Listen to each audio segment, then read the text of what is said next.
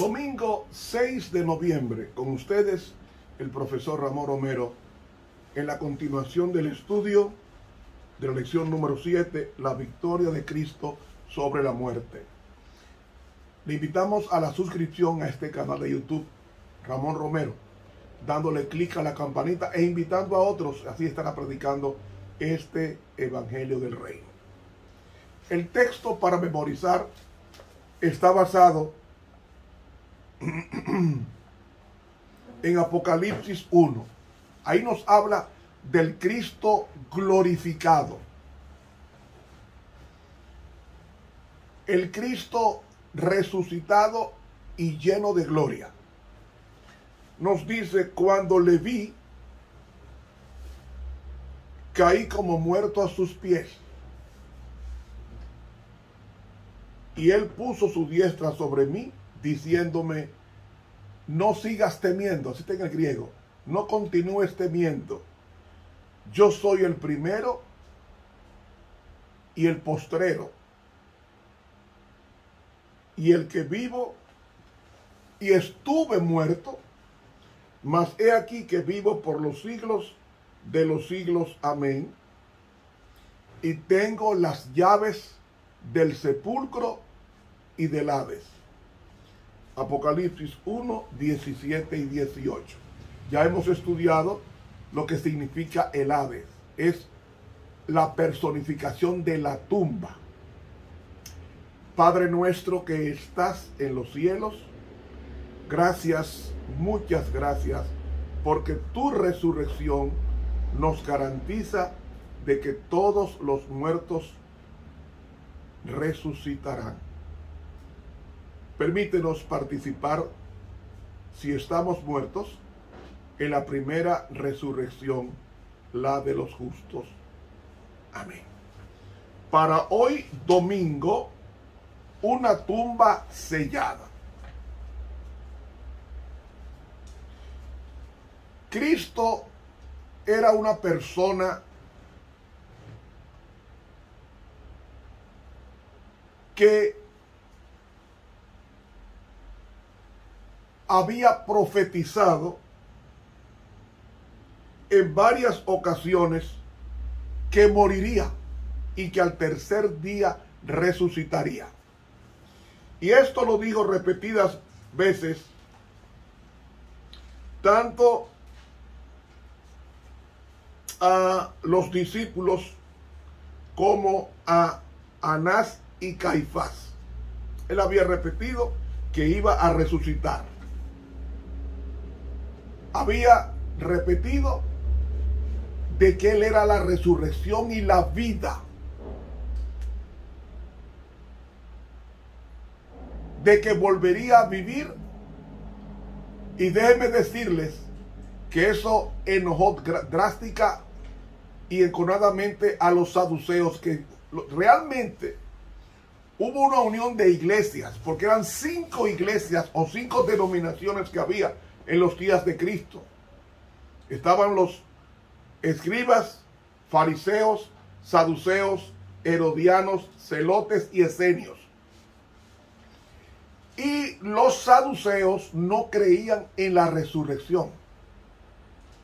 Quien manipuló el juicio de Jesús fueron los saduceos, que no creían ni en la resurrección, ni creían en la vida futura, ni creían en la inmortalidad. Y eso atentaba, esa doctrina de Cristo atentaba con el establishment de los saduceos. Los fariseos eran ortodoxos y creían en el más allá. Los saduceos no. Y ese juicio se valió a base de papeleta, a base de dinero. Se manipuló ese juicio contra Jesús para hacerlo quitar del medio, porque afectaba el establishment de la época, que era manejado por los hombres ricos de la nación, llamados saduceos. ¿Quiénes juzgaron a Jesús? Fueron mayormente saduceos. ¿Quiénes golpearon a Jesús? Mayormente saduceos. Y amigo, ellos, en combinación con los fariseos forzaron a que Jesús fuera crucificado y después de muerto pidieron a Pilato que en base al rumor de que robaran el cuerpo, su tumba fuera vigilada. Ahora yo hago una pregunta. Si usted estudió historia universal, usted sabe lo que significa el Imperio Romano. Esas la gente no eran fáciles. Ningún soldado podía ser una persona débil ni medrosa. Eran personas entrenadas a matar, a saquear y entrenadas a aplastar al opositor. No se conoce un soldado romano que haya sido timorato, temeroso, lleno de miedo. No, señor, eran personas entrenadas para vencer. No le tenían miedo a nadie y luchaba con una fiereza como el mejor ejército del mundo. Pues ese ejército fue tomado una guardia selecta para ser los vigilantes de la tumba de Jesús. Ahora yo hago una pregunta. ¿Ustedes creen que, como yo dije ayer, que 100 soldados vigilaron la tumba de Jesús? El hecho de que eran 100 soldados era porque creían que podría resucitar. Porque si no ponen dos, como ponen las películas, dos soldados, no, fueron dos, fueron 100 soldados, según el libro El deseado de todas las gentes. 100. Y cuando Jesús es vigilado por 100 soldados, esos soldados no podían dejarlo escapar, bajo pena de muerte estarían los 100 soldados. Pero Cristo manifestó su divinidad, inmediatamente resucita, porque la resurrección es automáticamente una expresión de su divinidad. Porque cuando Él salió, dice en El deseado de todas las gentes, que Él dijo: yo soy la resurrección y la vida.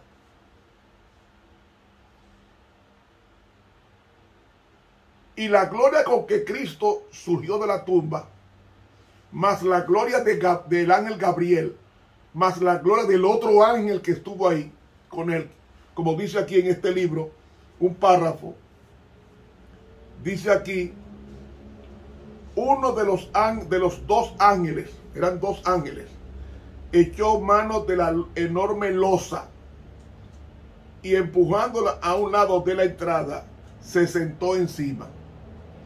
El otro ángel entró en la tumba y desenvolvió el lienzo que envolvía la cabeza de Jesús. Ahora vengan a la pregunta: ¿por qué eran dos ángeles?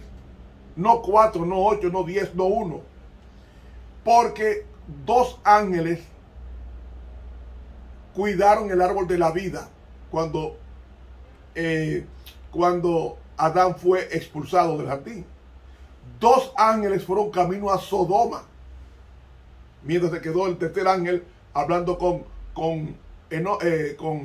Lot. Dos ángeles estaban en el lugar santísimo, en el tabernáculo del testimonio. Dos ángeles. Yo me atrevo a decir que estos dos ángeles eran dos querubines, que es la guardia pretoriana del cielo. Los más fuertes ángeles que hay en el cielo son los querubines. Lucifer era un querubín cubridor, cubría ese detrás del trono de Dios. Dos ángeles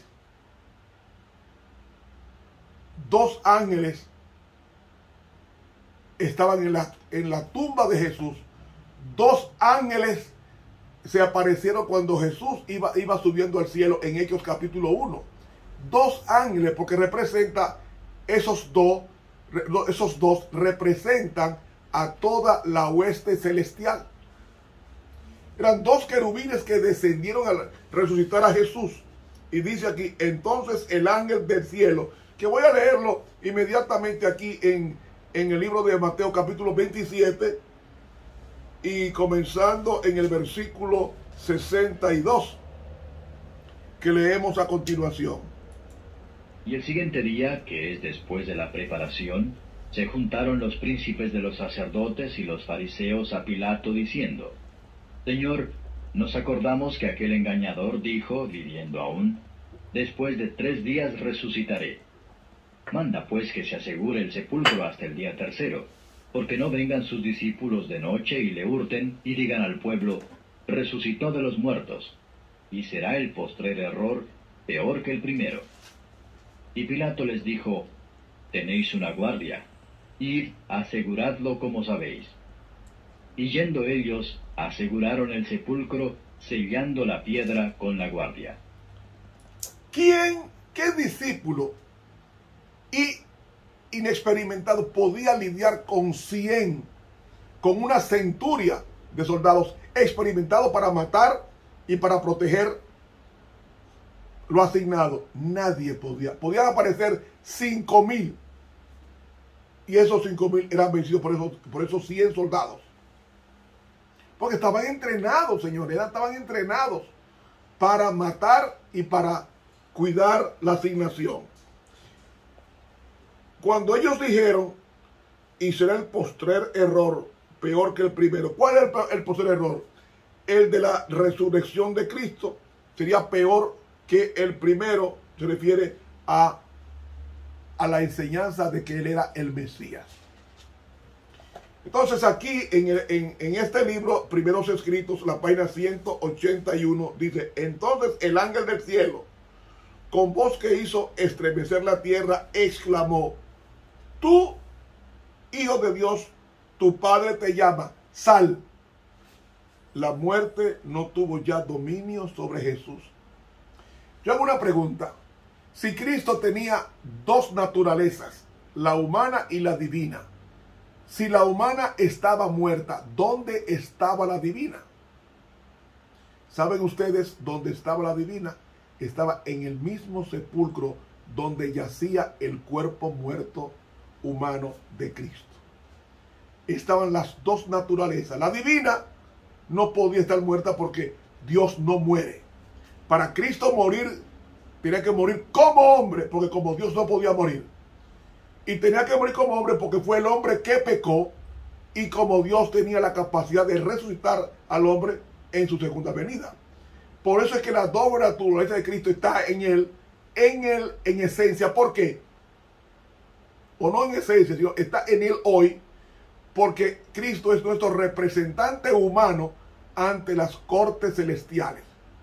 Y es nuestro representante divino como nuestro Dios, satisfaciendo nuestras peticiones de perdones. Dice aquí, la muerte no tuvo ya dominio sobre Jesús. Se levantó de entre los muertos como triunfante vencedor.